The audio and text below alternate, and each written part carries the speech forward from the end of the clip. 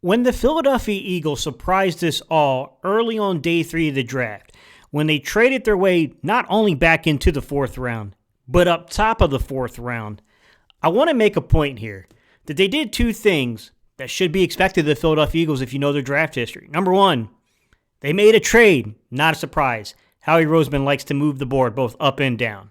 But number two, they went right to this sweet spot that they like to draft cornerbacks. Stick with me, guys, and I'm going to go through the history of this because let's be clear. In 24 draft classes, we have made 12 selections at the cornerback position. And here they are for you.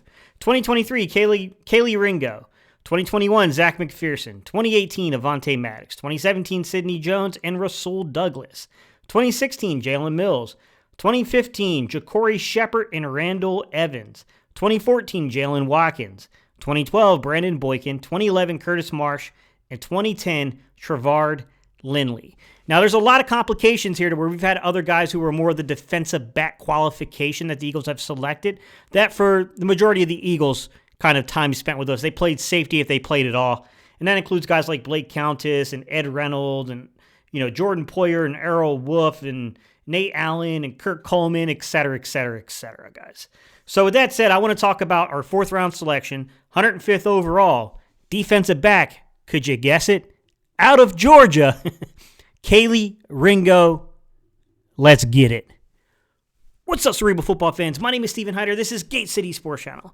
So as I stated, guys, it's kind of a messy history because you know what Howie Roseman's philosophy is. The one thing I will give Howie Roseman is he's gotten better at his job, but the philosophy has stayed the same. The overarching big picture things with Howie Roseman and the way that he views and grades these draft classes, what he does with cornerbacks, it remains the same. Like, the story doesn't change as much as people think. I mean, there's a clear draft history here. Kelee Ringo, 105.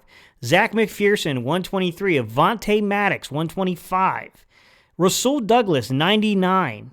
Jalen Watkins, 101. Brandon Boykin, 123. Curtis Marsh, 90. Trevard Lindley, 105. The end of the 3rd round into the 4th round has been the sweet spot for Howie Roseman and the Philadelphia Eagles when it comes to drafting. But I think the story's a little bit more complex than that, guys, to be fair. Because Howie Roseman has this core philosophy of, I'll take my shots in the 3rd and 4th round at guys, right? If something twinkles my eye enough, if a prospect has enough juice behind them, I'll overdraft it. Don't make no mistakes about it. We've seen the evidence of that with Sidney Jones, who we took at 43rd. It was a risky move. He tried to outsmart the entire NFL, and Howie's pretty good at these things, but we all know how that story ended, man. We lost on that one. With that said, I will never say that he won't draft a guy higher than the 3rd or 4th round, but I'm going to say that's the sweet spot, guys. I mean, there's clear evidence of where the sweet spot is.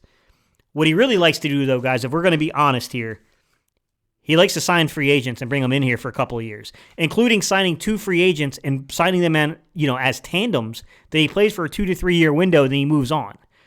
Here's the evidence, guys. DRC, Nnamdi Asomugha, Kerry Williams and Bradley Fletcher. You guys remember those duos?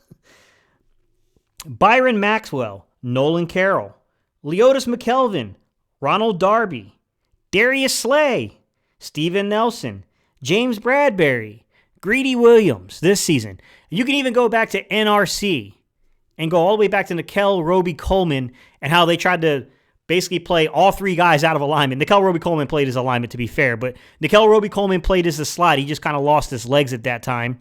Then they had Avonte Maddox playing out as the field corner, and he was out of place. And then he had Darius Slay playing the boundary corner, and he was out of place. It's not his strength either. He's more of a field corner. So, the Philadelphia Eagles, there's clear philosophy. If you know where to look, guys, if you've been around this team long enough, you know Howie Roseman's direction, what they have done at the corner position. Like, there is a clear direction, there's a clear philosophy to what they're doing.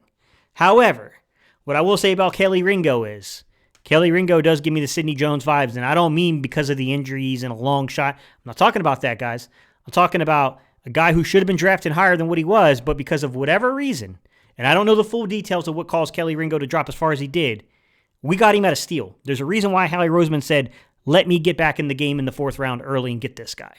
Because I'm going to be honest with you, the underlying athleticism, oh boy, does it match a guy that's already on our roster. Kelee Ringo, to me, matches Darius Slay to a ridiculous degree. Here we go, guys. What did Ringo run? A 4.36 40. What did Darius Slay run? A 4.36 40. What was the official Kelee Ringo 10 split? A 1.54 10 split. What was the official Darius Slay 10 split? A 1.54 10 split, guys. What was the 20 split for Darius Slay? A 2.56. What was the 20 split for Ringo? Between 2.53 and 2.59. You have to vary it there because they messed up on the original 10 split. So they gave you, if you go to NFL Combine results, they're giving you the unofficial number, and that got changed later on. So you have to estimate it here. But then the flying 20. The flying 20 is the back 20, guys. This would indicate to you if a corner can, just like your 20-yard split, your flying 20 is going to tell you, can they stay in phase? Do they have, so where I would say the 20-yard split is your in phase part of it, I would say your flying 20 is your recovery speed. 1.8 seconds, flying 20 for Darius Slay. What is the estimate for Kelee Ringo? My bad, guys. I would say it's anywhere between 183 and 188. Obviously, we have to use a measurement here because the original data that was reported is not quite correct because they're going off of the unofficial time. And then you go to something like the short shuttle and you go to something like the 3-cone. Darius Slay put up a 4.21 short shuttle. Kelee Ringo put up a 4.26 short shuttle. But to Darius Slay's credit, man, he put up a 6.9 3-cone compared to the 7.21 3-cone of Kelee Ringo. I would just say straightforward that Darius Slay had way better footwork coming out of college than Kelee Ringo, and I can see that in the testing. With that said, Kelee Ringo's a dog, bro. I mean figuratively and literally. He's a Georgia Bulldog, but also he's a dog on that football field, man. 6'2", 207 pounds, guys, and let me tell you something. Yes, he's a project. He is. But the underlying athleticism is there. We are talking about a guy who had, yes, a 70.3 graded coverage, which was 58th over all draft-eligible guys in 2023. However, he only gave up 53% completion rate, guys. On that 53% completion rate, he had a 14% forced incompletion rate on that. This young man gets in there and causes disruptions to the receivers. And that probably has a lot to do with that 6'2", 207-pound, 31 and a quarter inch arm reach that he has inside of that frame. He's a big-framed young man, to be quite honest here. He was targeted 6.7 snaps. So every 6.7 snaps, he saw a target, which, to be fair, is relatively high. We're talking about the 62nd overall among all draft-eligible players that were in this class. So, yes, it's high, but look, don't make no mistake about it, guys. Look at that NFL passer rating, 68.4. That's 26th. Yeah, man. The dude performed when they targeted him. Yeah, he's got some issues with his hips. He's got some issue with his footwork. I mean, there's going to be some things that need to be ironed out here about Kelee Ringo. You guys know I always give it to you straight. This guy reminds me of Darius Slay. He just needs to work on his footwork, if I'm going to be honest with you. Now, Kelee Ringo's got some size to him. So you're saying, like, Steve, if you're saying Slay, does that mean that he's going to be the Eagles' next, field corner? I say I don't know. What's the future for... You tell me what the future is for Greedy Williams. Is Greedy Williams going to be a part of the Eagles' plans long term? Is it going to be Ringo and Greedy Williams? Is that going to be the next duo together? Because I would say Greedy Williams fits more of the Darius Slay field corner thing. And I think Kelee Ringo, you can go back to his college production and see he can play both sides. This past season, he played as a field corner, 535 snaps on the left side. But the season prior, he played primarily as the boundary corner, 466 snaps on the right side. He can play either or. So I don't know, guys. I don't know how they're going to line them. I don't know what the tandem will be going forward in a year or two. I know you can say, like, hey, that'd probably be 2 years down the road, not 1 year down the road, just because of purely the contract structure. Be careful, guys. I just be careful, man. If these young dudes start to perform, they'll move on. I'm telling you that right now. With that said, what do you guys think? What do you think about this Kelee Ringo signing?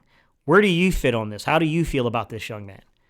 I'm going to say that this young man gives me that vibe of a dude that was really underrated in a draft class. There's probably some complexity around him. I'm not going to lie. There's a reason why the young man hit the 4th round, and it wasn't necessarily due to purely talent. He's got some issues to pan out, guys. His footwork's not the greatest. His hips are a little tight. I'm not going to lie to you. With that said, it's a 6'2", 207-pound guy running a 4.36 40.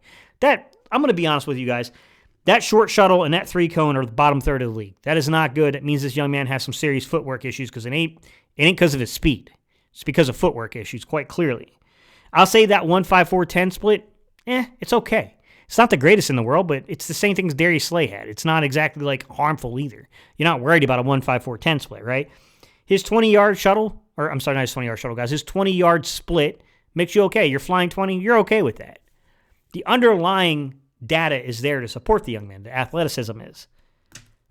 What happens next? I don't know, guys. I'll say the 1.54-10 split, the 33.5-inch vertical, and the 122-inch broad jump shows you a decent athlete, not incredibly explosive. I mean, this isn't like a ridiculous athlete. This is a good athlete, though. You still got to keep in mind, this is 6'2", almost 210 pounds, running a 4.36 with a 1.54-10 split, a 33.5-inch vertical, and 122-inch broad jump. Now, if he was 20 pounds lighter, 15 to 20 pounds lighter, you probably expect that broad jump, you probably expect that, that vertical to be a little better. Got to keep things in context. All right, guys, I appreciate y'all so much. I'll see y'all in the next video.